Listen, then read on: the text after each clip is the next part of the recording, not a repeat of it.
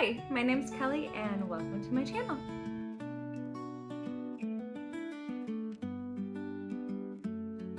So today I am doing the nonfiction book tag. Mark over at Book Ramble tagged me and I thought this is so different from so many of the other tags that I've gotten that I was actually really excited to do this one. The first question is, what motivated you to pick your first nonfiction and can you remember it? So I'm going to go off of a nonfiction that I chose on my own instead of someone assigning it to me. And also in this case, that is not the Bible. So The Cross and the Switchblade by David Wilkerson. Listen, I'm going to show you this book. This book did not look this way when I got it. It's been read a lot, and I got it used, so it's not all on me. I got it used, and it's been read a lot, and then by the time my daughter got to it, because she wanted to read it, she brought it back to me and was like, I don't want to read this book anymore because it's falling apart in my hands, like the cover came off. So I had to take some cardstock and make its own cover. Yeah, anyway, so it was not naturally this blue. Anyhow, so The Cross and the Switchblade, it's about David Wilkerson and how and why he started Teen Challenge. For those of you who may not know, Teen Challenge is an organization that accepts teenagers into their facilities to try to help them get off of drugs, or they've expanded now to things like anger issues, alcohol, all sorts of stuff. And so, but when it started, it was getting them off of drugs, getting them away from gangs, and there's something flying at me, and the experiences that he went through getting this started, and very, very powerful moments. And I had known some people who had gone through Teen Challenge, and so I was interested in it. I wanted to know how it started and what was the basis for how it worked, and it was a very interesting read. I recommend it. If you are interested in at all in Teen Challenge itself and what they do, I recommend reading this book. So that was the book, and that's why I was interested in it. Number 2, how do you choose your next nonfiction read? Well, we have 2 ways generally that this might come up. First is someone says, hey, this is a really great book, you should read it, or we should read it together, I think it will be great, right? So there's that, someone's suggestion to me. The other one is whichever way the wind blows. I look at my shelf and I say, do you know what? I'm feeling that one today, and then I'll read it. So that's pretty much, it's like either very like set out for me, or I'm just gonna go with wherever my little heart just leads me. Number 3, how do you take notes or annotate your nonfiction books? For the most part, I don't. There's only one book that I annotate at all, and that is my Bible. I love reading, I've said this before, I love reading people's annotations in their books, or books that they have had and then I got it used or whatever. I love reading those. But I, for some reason, cannot bring myself to annotate in books. I think mostly because of the fact that when I'm reading it, I don't want to stop to write down notes. I don't know why, guys. I don't know. But with the Bible, I'm like, yes, let's annotate all the things. So an example of that, I have some papers in here that I need to deal with. Okay, so an example of that would be, there will be times where maybe I will just write things kind of in the margins. So I don't know if you guys can see this, but I'll highlight things and then I'll take it over and write things that I want to mention or stand out for me the next time I read it into the margins. Or if I have a lot that is standing out to me, I will glue a piece of blank paper into my Bible and draw, color coordinate things to go over to the page of what I highlighted, and then I'll make all the notes that I want. I don't know if you guys can see this very well, but this is essentially what I do. I just want all the notes there, and color coordinating it makes it a lot easier to follow where my note is going. If I put in an extra page, it gives me more space because there's not a whole ton of space in the margins. Sometimes I'll write things that my thoughts that I'm like, ooh, like light bulb, there's this moment. Or I'll write things that commentaries say, or maybe something that a scholar or a theologian from the past has said, and I'll write that in there because I feel like it's a great note. So that's pretty much how I annotate the Bible. But like I said, I don't really annotate any other books. Okay, number 4. Have you read a nonfiction book that has challenged your beliefs or assumptions?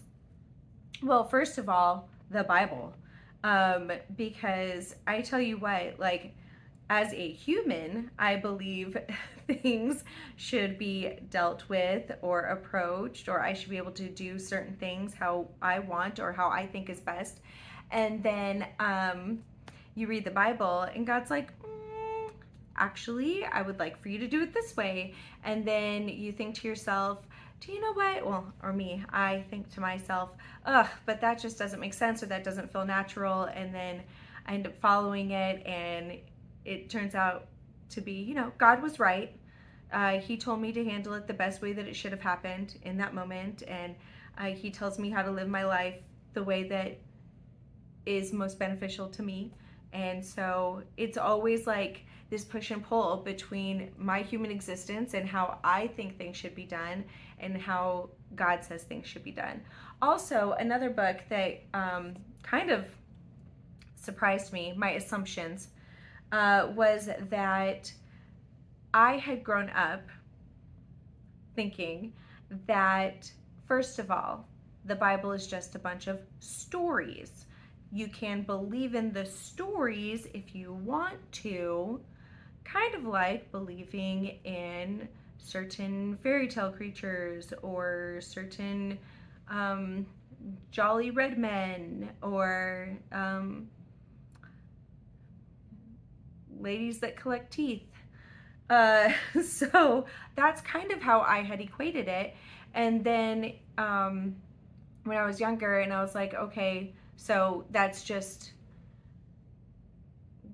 pretty much how that goes. And then later on, someone had said to me, or I had heard someone say, when you're reading the Bible, you need to know, like, these aren't story characters, these are historical characters.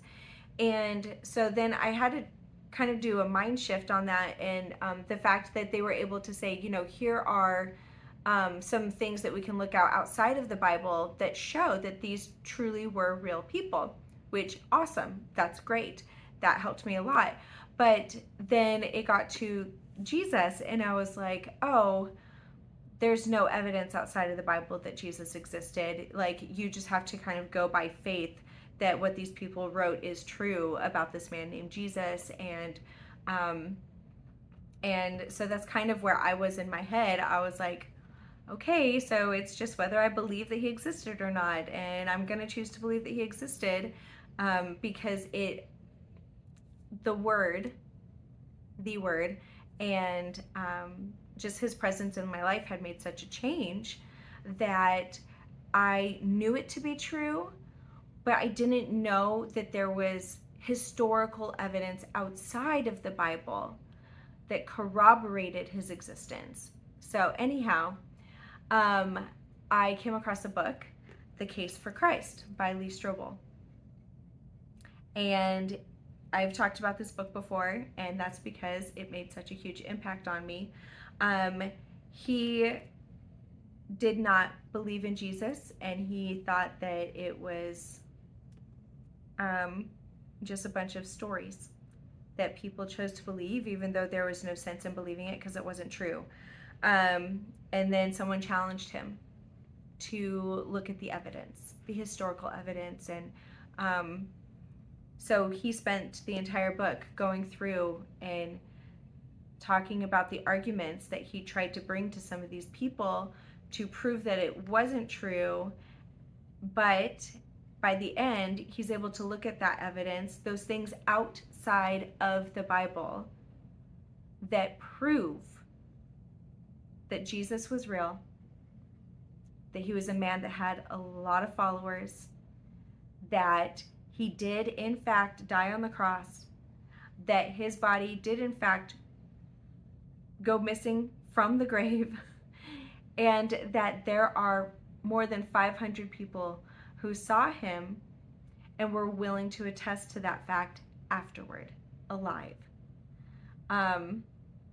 It's just, it brought so much together for me and helped me to understand that not everything needs to be taken with blind faith. God gives us some of that historical evidence to help boost our faith. So it definitely kind of kicked my assumptions in the tail, and I loved it.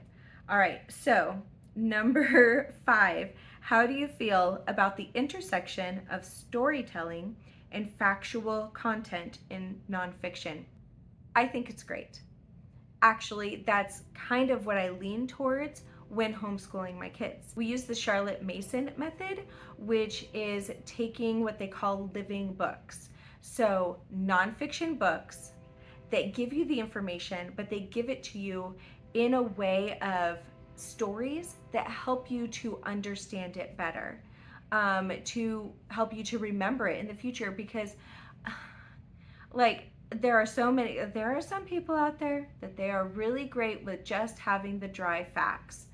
I am not the kind of person. Most people, especially children, are not the kind of people that if you place a textbook in front of them, they are just going to be able to completely remember every single detail, all of the facts of that very dry textbook nonfiction approach, right?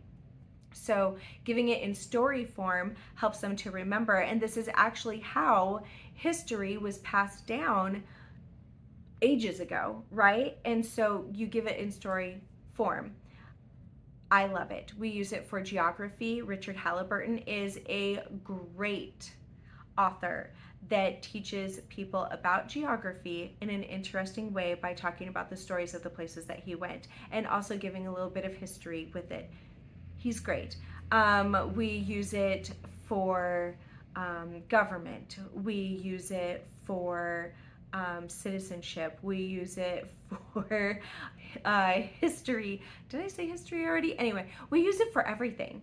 We use, well, as much as we can. A little hard with math, right? So we use it for all of our homeschooling, and I try to use it in the nonfictions that I read as well, because it will help me to remember. If you think about it, that's also how pastors, a lot of pastors will do their sermons. They will get the text out, they'll dive into the text, and then they will apply it, help us to apply it to our lives by telling a story.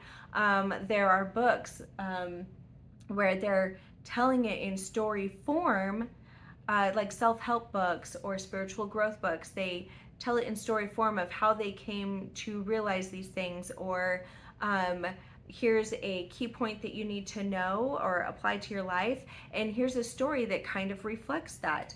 I mean, goodness, the cross and the switchblade. This is a true story, but they don't just give you the dry bone facts. He tells it to you as story form so that you feel like you're going through it with him. I think that it's amazing, and that is, I could talk about this forever, so I'm gonna leave it right there. Okay, number 6, is there a topic you wish authors would explore?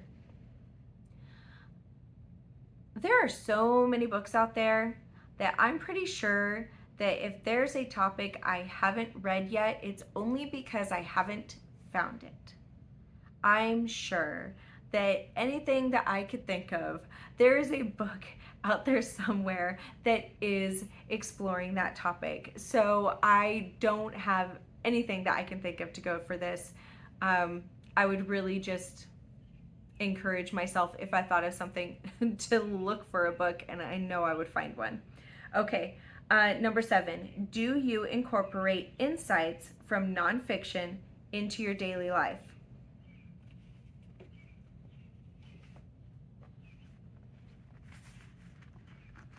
Yes.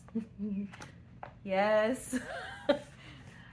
All of my spiritual formation books, yes. That's like the main purpose of the Bible, is to help us apply those things to our lives and tell us the story of God. And I'm going to go off on a tangent there too. So I'm just going to leave that at yes, I do. Okay, number 8. Choose just one book from your nonfiction collection to highlight. I'm not going to say the Bible, since I already talked about it so much. I'm not going to say the case of Christ, since I already talked about it so much.